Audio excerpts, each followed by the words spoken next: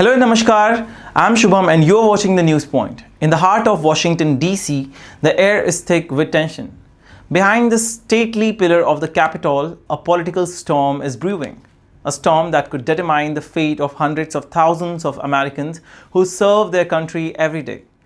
Federal workers, men and women who have dedicated their lives to public services, now face an unprecedented threat.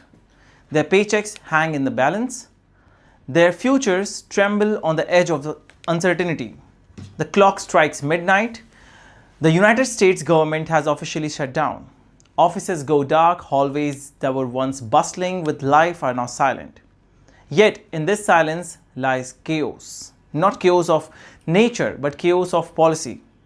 Over 750,000 federal employees are now furloughed, their livelihoods paused, and their routines shattered.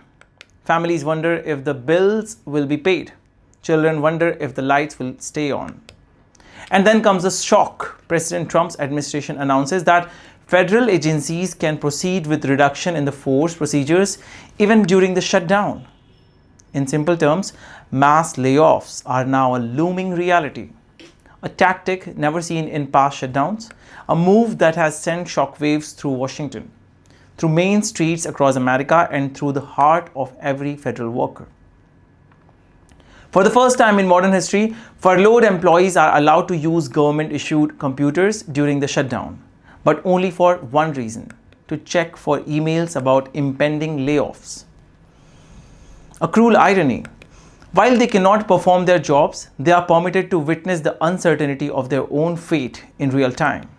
In the past, these officials' laptops were off limits, a line of strict separation between work and furlough. Now, technology becomes a window into anxiety, a tool of information, and a reminder of what is at stake. Labor unions respond. The American Federation of Government Employees, the AFSCME, and other unions rally. Lawyers prepare lawsuits. The battle lines are drawn in courtroom and hallway alike. Allegations fly: unlawful threats, misuse of authority, violation of workers' rights. The nation watches, captivated, fearful, and angry. And yet, amidst the legal battles, the human stories emerge. Federal employees wake each morning with a sense of unease. They gather in their kitchen, quietly discussing what this shutdown could mean. How long will it last? Will they be paid retroactively, or will the threat of permanent unemployment become reality? Parents worry about groceries, young families worry about rent, retirees worry about medical bills. These are not just numbers on government spreadsheet, these are real lives affected in real time. The administration defends and stands. These actions are legal. They are necessary. Agencies must continue to function. But critics argue that the moral cost is too high. That forcing workers to live in limbo, to check emails for bad news, to witness the bureaucratic machinery grind on while their own future hangs in the balance, is a violation of trust, a violation of social contract. Meanwhile, the political theater unfolds. Senators spar over funding bills. Representatives hurl accusations across the floor of the House. The American people are caught in the middle, watching television screens, scrolling social media, seeing images of darkened offices and empty desks. Memorable lines echo across the nation, and I quote, "Our government is open for shutdown, but not for justice." Decisions made in corridors of power, consequences felt at kitchen tables. The wheels of bureaucracy turn, but at what cost to the people? Across the nation, stories of heroism and despair intermingle. Employees who continue to work without pay, ensuring essential services remain operational. Volunteers rushing to hospitals, schools, and social service offices.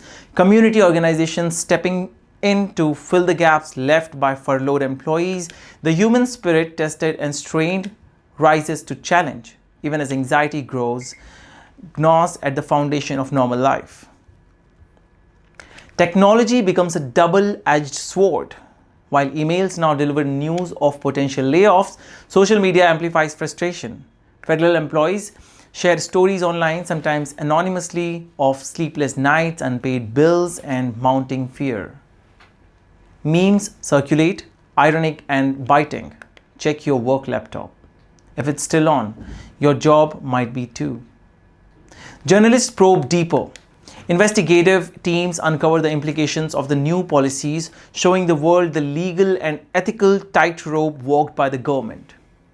Economists warn of broader consequences. A prolonged shutdown could slow the national economy, consumer spending dips, confidence wavers, market reacts not just to numbers but to sentiment. Investors track not only interest rates but the mood of federal workers whose service keep nation running. Every furloughed employee represents a ripple in the broader financial system, a reminder that policy decisions are never abstract, they are lived experience with tangible effects. Inside the Office of Personnel Management, bureaucrats work feverishly. Reduction in force plans are finalized, timelines are set. Every email sent, every notice drafted carries weight beyond words. The memos are dry, procedural, yet beneath their sterile language lies the reality of families uncertain of their livelihood. Political commentators analyze the drama, drawing parallels to previous shutdowns, noting the unique combination of legal, ethical, and human challenges in the crisis. Debates rage. Is this a calculated strategy to pressure Congress? Is it a mismanagement of essential services? Or is it a wake-up call to modernize federal employment laws and safeguard workers from political brinkmanship? Amid all this, the public begins to empathize. Stories of teachers, postal workers, social services employees, and administrative staff fill news cycles. Headlines scream, but personal narrative resonates more. Families huddle, discussing how the shutdown might affect everything from grocery shopping to healthcare access. The anxiety becomes collective, the fear national. As the standoff continues, questions multiply. Will Congress intervene? Will negotiations succeed before the layoffs begin? Or will the threat of permanent job loss becomes a grim reality? Every passing day raises the stakes. Every aftershock in negotiations ripples through homes, workplace, and community nationwide. Yet, hope persists. Advocacy groups mobilize, citizens write to representatives, union continues their legal challenges, discussions about federal employment reforms gain momentum.